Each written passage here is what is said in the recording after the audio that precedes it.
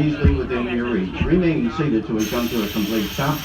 Keep arms, legs, and head inside the car. No eating, no smoking. Thank you.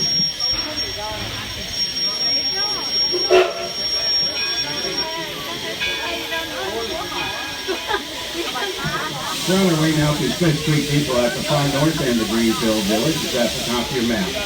The white building here is the Susquehanna Plantation, built in 1835, comes to us from St. Mary's County, Maryland, on the Patuxent River. It was 700 acres of tobacco, wheat, and corn.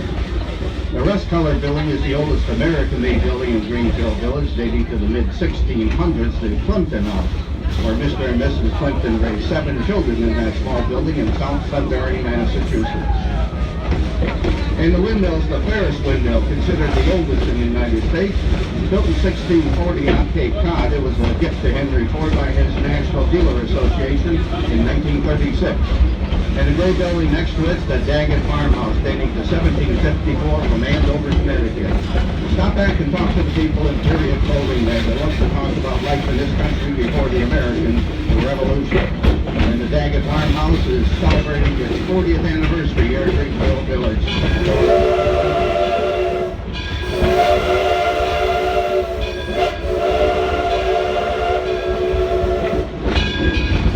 The historic locomotive pulling us today is the Edison #1.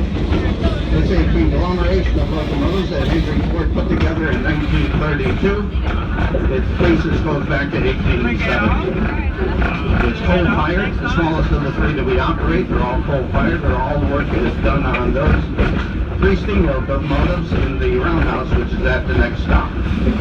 The Henry Ford is a non-profit, independent educational institution not affiliated with the Ford Motor Company or the Ford Foundation. That 8-foot serpentine wall on the right side was built in 1954. It separates Greenfield Village from the Ford test track where cars and trucks are tested before production.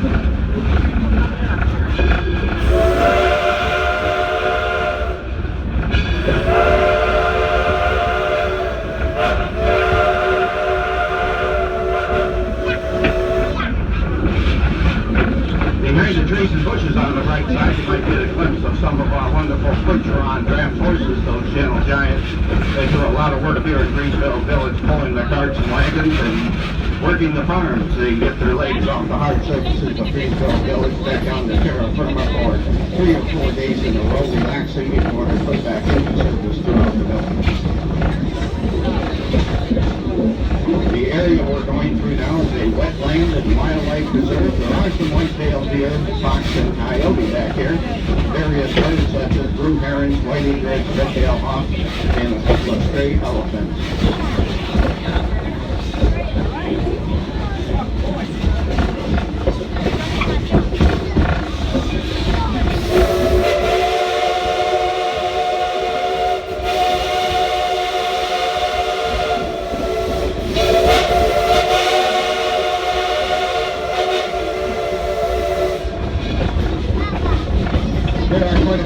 Dramas and plays 10 to 15 minutes at length that take place throughout Greenfield Village at different venues. You might have got a glimpse of the one back at the plantation that started a moment ago.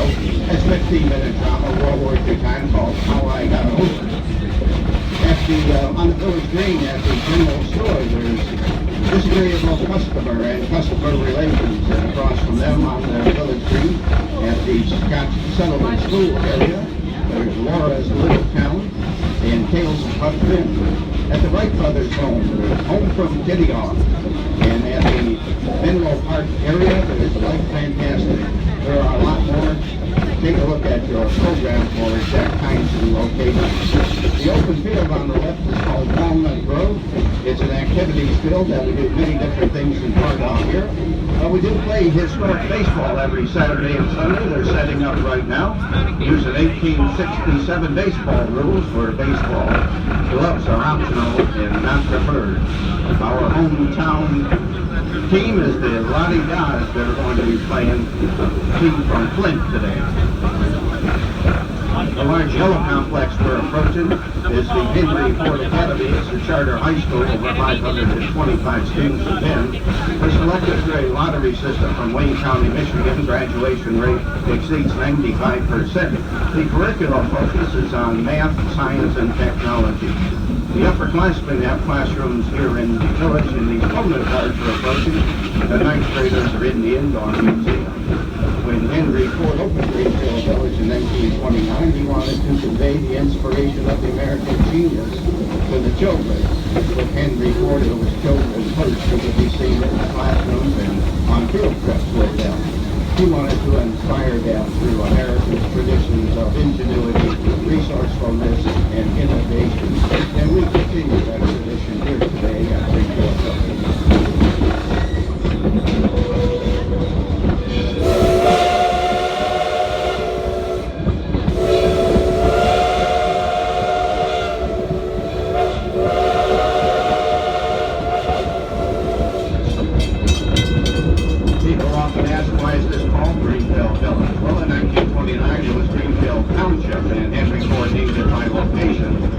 It's Dearborn now, but the name here will always remain Greenfield Village for sure. The Martha Mary Chapel's on the left. It's non-denominational, very popular for weddings throughout our season. The name comes from Henry Ford's mother-in-law, Martha, and Mother Mary, one of the original buildings here. The green building is the taste the history of the cafeteria-style restaurant. Very diverse menu, a lot of good Midwest food, mac and cheese, chili, sandwiches, and a lot of other different things based on menus from our farms here on Greenfield Village. If you want to sit down, dinner, the Eagle Tavern is connected to it, the white building built in 1830 in Clinton, Michigan. And we're approaching Smith Street Depot. This is the gateway to Railroad Junction, where you can visit the roundhouse, turn the Dairy Depot, visit the Liberty Craft Works and the Liberty Craft Works store. The new glass museum, our glass exhibit, is open right across from the glass house in that area. And we're within walking distance to the 1913 Bristol Stillman Carousel, the playground, Edison, the Woodbaby Company, and Smith Street Depot. Remain seated. I'll let you know when it's safe to get up. Keep in mind that the stamp on your hand, your wristband, your ticket will get you back on our train at any of our 3 locations all day long.